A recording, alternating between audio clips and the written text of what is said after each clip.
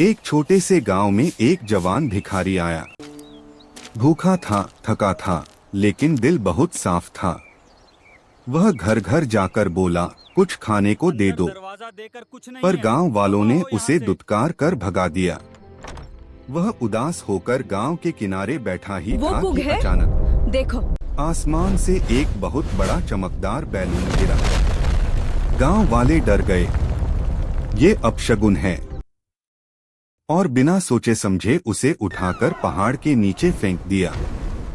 जवान भिखारी चुपचाप पहाड़ के नीचे गया। जब उसने बैलून खोला, अंदर सोने के खजाने चमक रहे थे। वह हैरान हुआ, लेकिन लालची नहीं बना। उसने पास पड़ी एक पुरानी लकड़ी की गाड़ी काट उठाई, उसमें पूरा खजाना रखा और धीरे धीरे उसे खींचते हुए गांव की ओर चल पड़ा।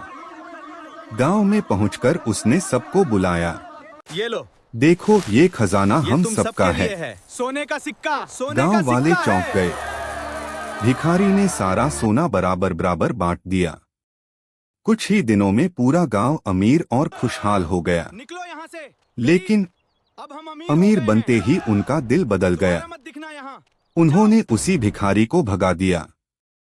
अब हमें तेरी जरूरत नहीं। भिखारी चुपचाप चला गया। कुछ समय बाद लालच और गलत आदतों से गांव वालों की दौलत खत्म हो गई। वे फिर से गरीब हो गए। माँ, अब उन्हें अपनी गलती समझ आई। वे सभी पहाड़ के नीचे गए।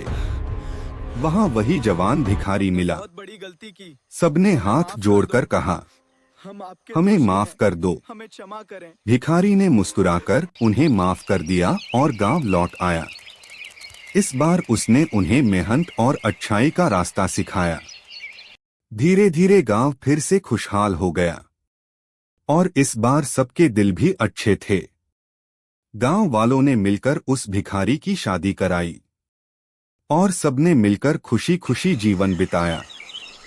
सीख, दौलत से नहीं, इंसानियत से असली खुशी मिलती है।